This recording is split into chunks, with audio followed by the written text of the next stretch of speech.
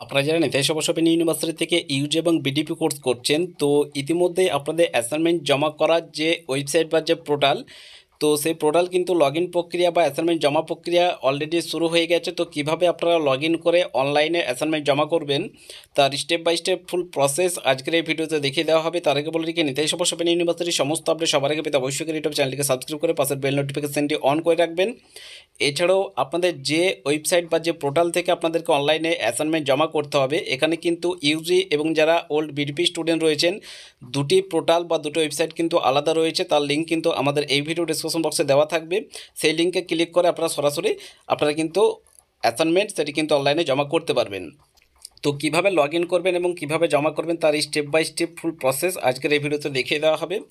তো এখানে আপনাদেরকে ইউনিভার্সিটির তরফ থেকে কিন্তু এখানে ফার্স্টে আমরা ইউজি স্টুডেন্টদের লগ ইন করে দেখিয়ে দিচ্ছি। এখানে কিন্তু যে ওয়েবসাইট দেওয়া হয়েছিল, তো সেই ওয়েবসাইটে গিয়ে লগ ইন করতে হবে, যেটা হচ্ছে আপনারা দেখতে পাচ্ছেন ইউজি অর্থাৎ ASGN আপনার 24.NSOU.open অর্থাৎ OEPMS.in এই ওয়েবসাইটে গিয়ে কিন্তু আপনাদেরকে লগ ইন করতে হবে।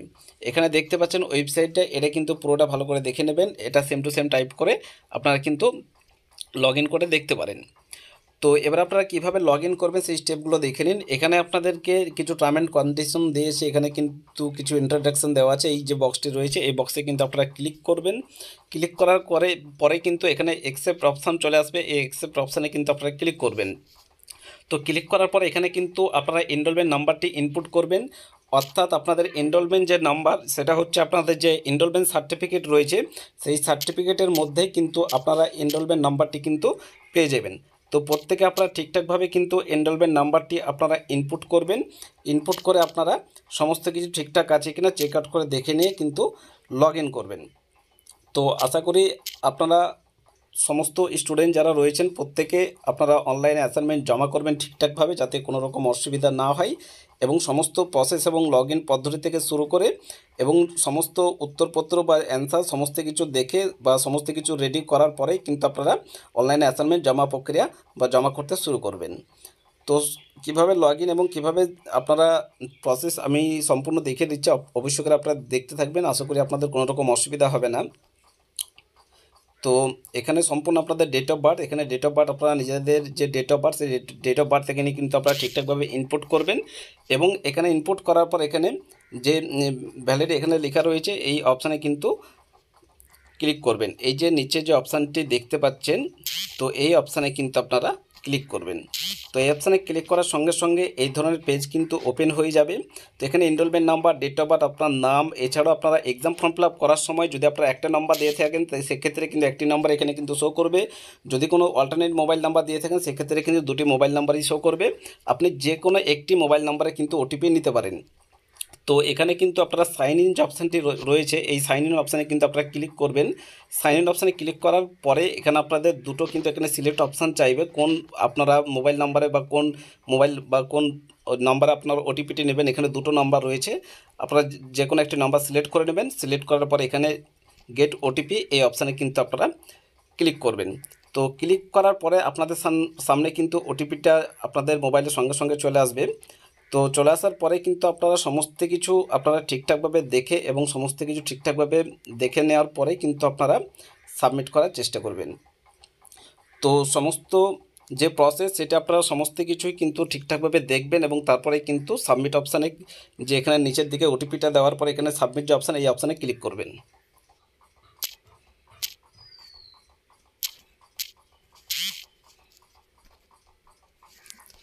তো ওটিপিটা আপনারা এখানে ইনপুট করার পর এখানে সাবমিট যে অপশান এই সাবমিট অপশানে ক্লিক করবেন।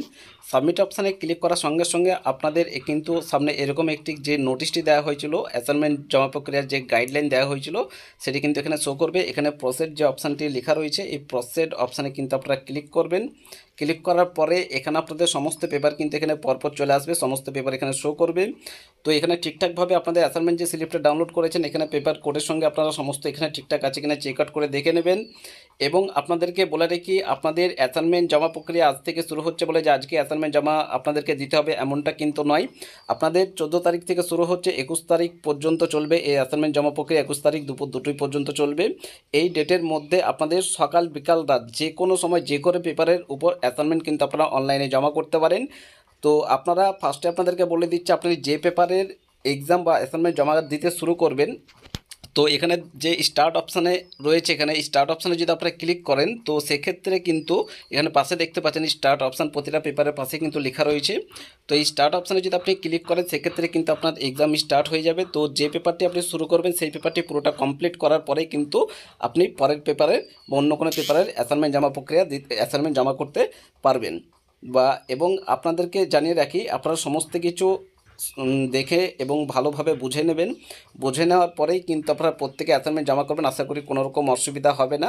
24 ঘন্টায় সকাল বিকাল রাত যে কোনো সময় অনলাইনে অ্যাসাইনমেন্ট জমা করতে পারেন। 24 ঘন্টায় কিন্তু পোর্টাল ওপেন থাকছে এবং আপনারা সমস্ত কিছু অ্যান্সার শিট বলুন বা অন্য কারো দিয়ে সাবমিট করতে বলুন, তো যেভাবেই হোক আপনারা কিন্তু সমস্ত কিছু রেডি করে বসবেন। বা অ্যান্সার শিট বলুন বা এছাড়াও আপনাদের উত্তরপত্র যদি আপনারা নিজে পারেন সেক্ষেত্রে সমস্ত কিছু রেডি করার পরেই কিন্তু আপনারা অনলাইনে অ্যাসাইনমেন্ট জমা করতে বসবেন। তো আশা করি কোনো রকম অসুবিধা হবে না।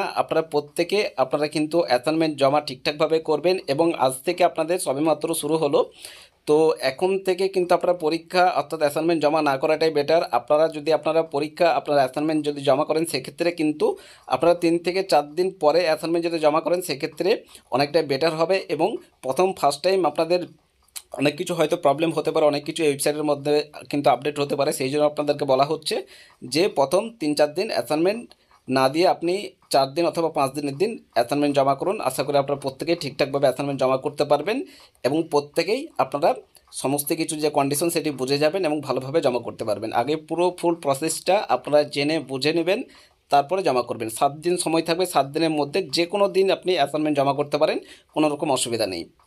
এই প্রসঙ্গে আপনাদেরকে আরেকটি কথা বলে রাখি, যদি আপনাদের সাজেশন নোটসপত্র বা অ্যাসাইনমেন্টের যদি আপনারা বুকিং এখনও পর্যন্ত না করে থাকেন সেক্ষেত্রে গোল্ডেন এডুকেশন সেন্টার রয়েছে, ওনাদের সঙ্গে কন্ট্যাক্ট করে নিতে পারেন।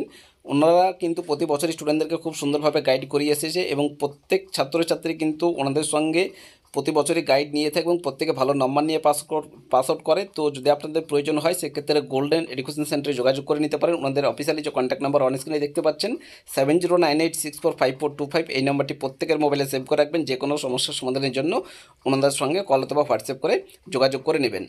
এবং আরেকটি কথা আপনাদেরকে জানিয়ে রেখি, যারা এক্সাম ফর্ম ফিল আপ করেননি আপনাদের কিন্তু লগ ইন হবে না, আপনাদের কোনো মতেই লগ ইন করতে পারবেন না, ইনভ্যালিড শো করবে। তো সেক্ষেত্রে কিন্তু এক্সাম ফর্ম ফিল আপ না করলে কিন্তু অ্যাসাইনমেন্ট এবং ফাইনাল পরীক্ষা কোনো কিছুই দিতে পারবেন না।